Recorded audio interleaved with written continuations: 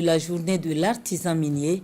Le rendez-vous vient couronner des concertations régionales avec des acteurs du domaine et dresser un état des lieux de l'exploitation dans un contexte d'insécurité.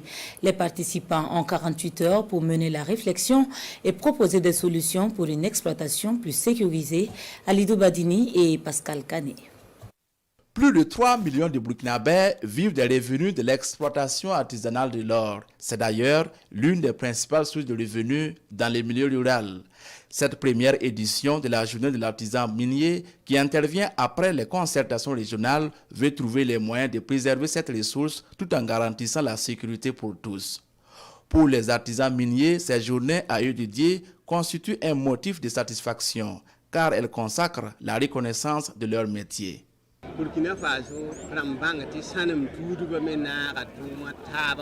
Premièrement, nous voulons faire comprendre à tous les Burkinabés que le travail de l'artisan minier compte. En plus, nous voulons ensemble trouver les solutions aux problèmes du secteur et voir dans quelle mesure nous pouvons, avec les FDS, contribuer à la lutte contre le terrorisme.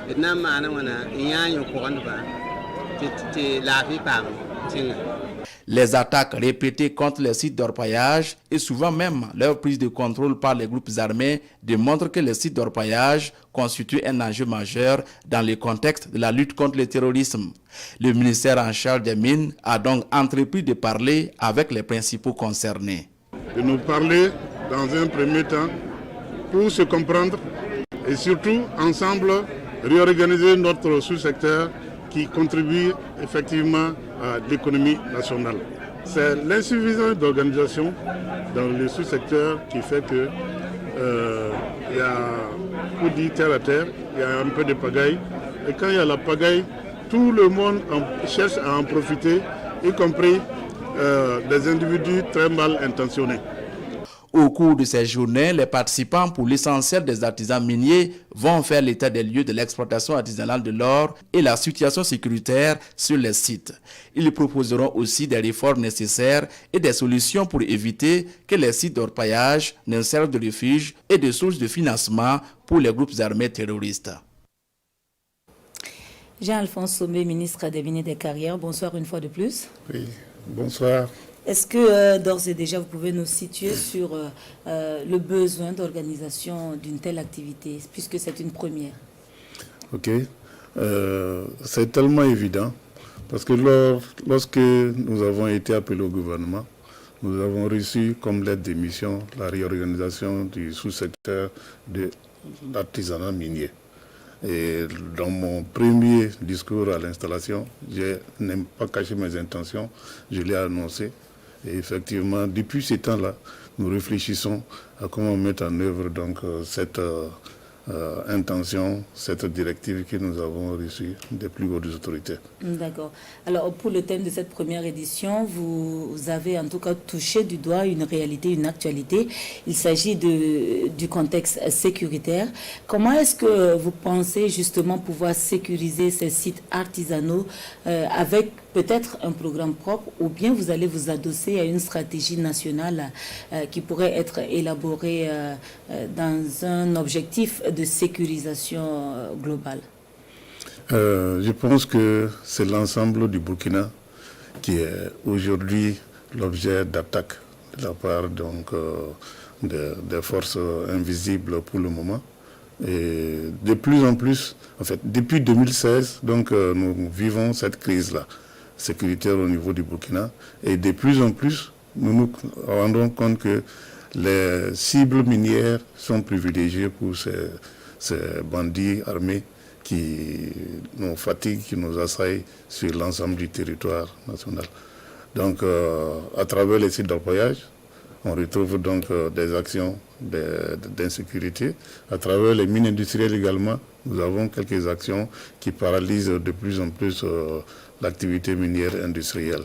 Et c'est donc pour cela que nous devons prendre à bras le corps la partie qui nous est réservée, et donc la sécurisation des sites miniers, que ce soit des sites d'orpaillage, que ce soit des sites industriels.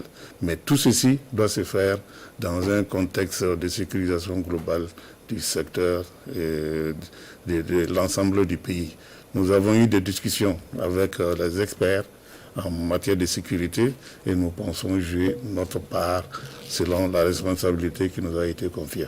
D'accord. Monsieur le ministre, on ne peut pas parler de sécurisation des sites miniers sans évoquer justement l'Office national de sécurisation des sites miniers qui a déjà été mis en place, mais on n'en entend pas vraiment parler. Effectivement, l'Office national de sécurisation, il y a eu de très bonnes intentions au départ. Ces intentions-là n'ont pas abouti parce que dans la mise en œuvre, la vision, je pense qu'elle n'était pas entièrement globale. Parce que pour pouvoir sécuriser les sites miniers, il faut que les services et les détachements chargés de la sécurisation des sites miniers soient proches, qu'il y ait une proximité pour permettre donc une réaction assez rapide. Mais dans la conjecture aujourd'hui, nous voyons que l'organisation telle que c'est défini, il y a un certain éloignement de l'Office national de sécurisation des sites miniers.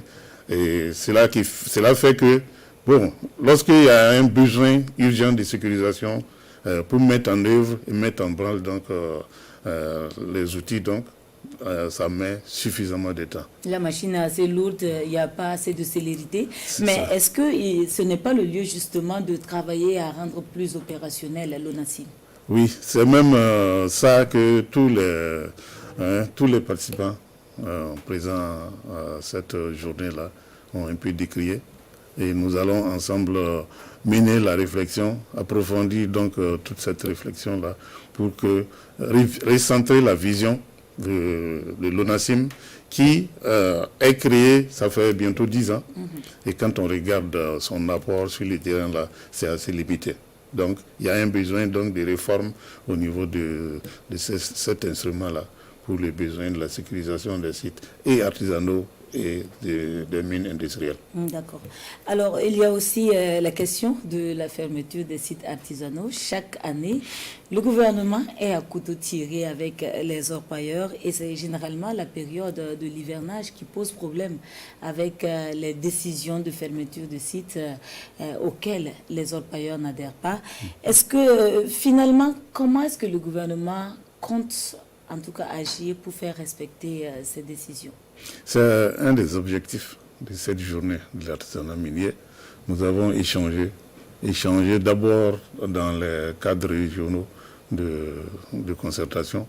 Nous avons tenu d'abord à lancer ces discussions depuis le 10 juin à Gawa pour la région du Sud-Ouest et ça s'est poursuivi dans les autres régions pour clore à Ouagadougou où nous avons rassemblé un certain nombre de régions où l'accès est encore difficile pour le moment.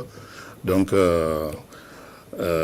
nous avons mené donc ce travail et je pense que nous voulons l'adhésion de tous les acteurs du secteur minier et du secteur artisanal pour que la décision qui existe depuis 10 ans maintenant puisse être acceptée et puis appliquée.